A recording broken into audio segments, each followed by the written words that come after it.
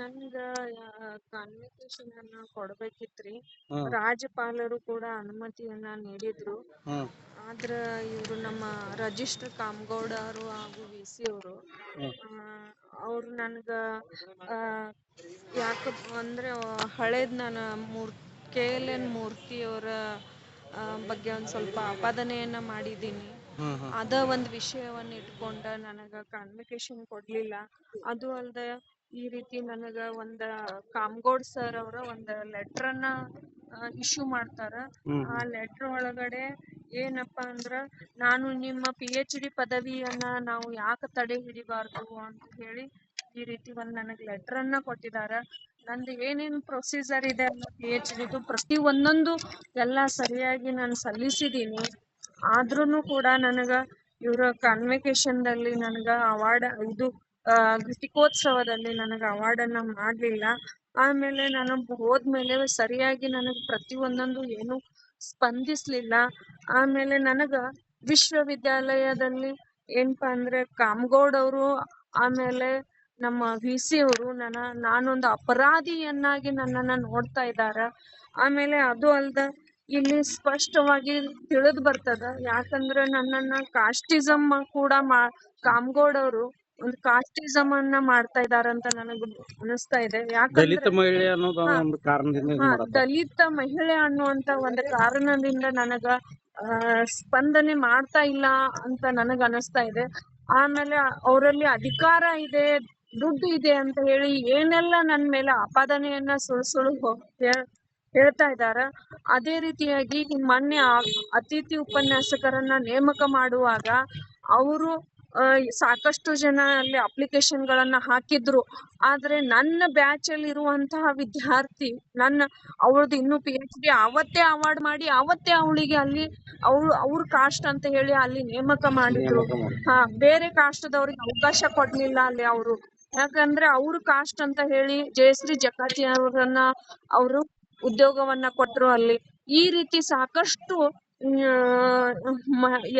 ವಿದ್ಯಾರ್ಥಿಗಳಿಗೆ ಅನ್ಯಾಯವನ್ನ ಆಗ್ತಾ ಇದೆ.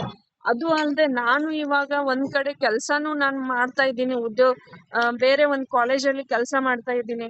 ಅಲ್ಲಿಯೂ ಕೂಡ ಏನಪ್ಪಾ ಅಂದ್ರೆ ಸಾಕಷ್ಟು ವ್ಯಾಲ್ಯೂಯೇಷನ್ ದಲ್ಲಿನೂ ಕೂಡ ಲೋಪದೋಷಗಳನ್ನ ಮಾಡ್ತಾ ಇದ್ದಾರೆ.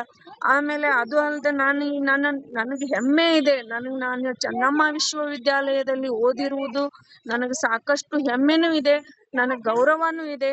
ಅದೇ ರೀತಿಯಾಗಿ ನಾನು ಬೆಳಗಾವಿಯಲ್ಲಿ ನಮ್ಮ ವಿಶ್ವವಿದ್ಯಾಲಯ ಸುಧಾರಣೆ ಆಗ್ಬೇಕು, ಅದೇ ರೀತಿಯಾಗಿ ಉನ್ನತ ಮಟ್ಟಕ್ಕೆ ಬೆಳಿಬೇಕನ್ನೋದು ನನ್ನ ಅನಿಸಿಕೆ ಇದೆ.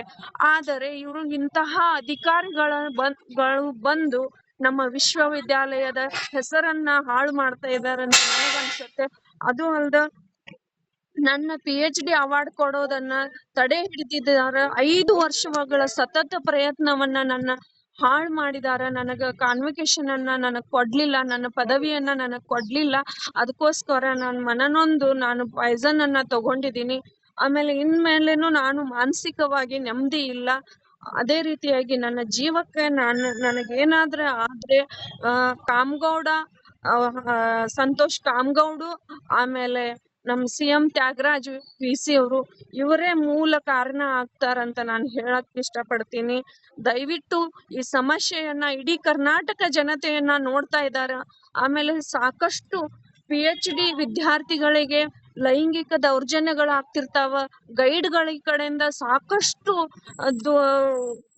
ಸಮಸ್ಯೆಗಳನ್ನ ಎದುರಿಸ್ತಿರ್ತಾರ. ಗೈಡ್ಗಳು ಸಾಕಷ್ಟು ಯಾಕಪ್ಪ ಅಂದ್ರೆ ಹೆಣ್ಮಕ್ಳಿಗೆ ಒಂದು ಲೈಂಗಿಕ ಕಿರುಕುಳ ಅನ್ನೋದನ್ನ ಬಹಳಷ್ಟು ಕೊಡ್ತಾ ಇರ್ತಾರೆ. ಇದು ಇವತ್ತು ನಿನ್ನೆ ಸುದ್ದಿ ಅಲ್ಲ. ಯಾವಾಗ ನಮ್ಮ ಉನ್ನತ ಶಿಕ್ಷಣ ಕ್ಷೇತ್ರದಲ್ಲಿ ಹೋಗ್ತಾರಲ್ಲ ಪ್ರತಿ ಒಂದೊಂದು ಹೆಣ್ಮಕ್ಳು ಕೂಡ ಈ ಸ್ಥಿತಿಯನ್ನ ಅನುಭವಿಸಿದಾರ. ಇನ್ ಮುಂದೆ ದಯವಿಟ್ಟು ನಾನು ಒಂದು ಸರ್ಕಾರಕ್ಕೆ ಮನವಿಯನ್ನ ಮಾಡ್ಕೊಳ್ತೀನಿ. ಮಹಿಳಾ ವಿಶ್ವವಿದ್ಯಾಲಯದಲ್ಲಿ ಮಿನಿಮಮ್ 50% ಮಹಿಳೆಯರನ್ನ ನೇಮಕಾತಿ ಮಾಡ್ಕೊಳ್ಳಿ. ಮಹಿಳೆಯರನ್ನಾಗಿ ಗೈಡ್ಗಳನ್ನಾಗಿ ಮಾಡ್ಲಿ.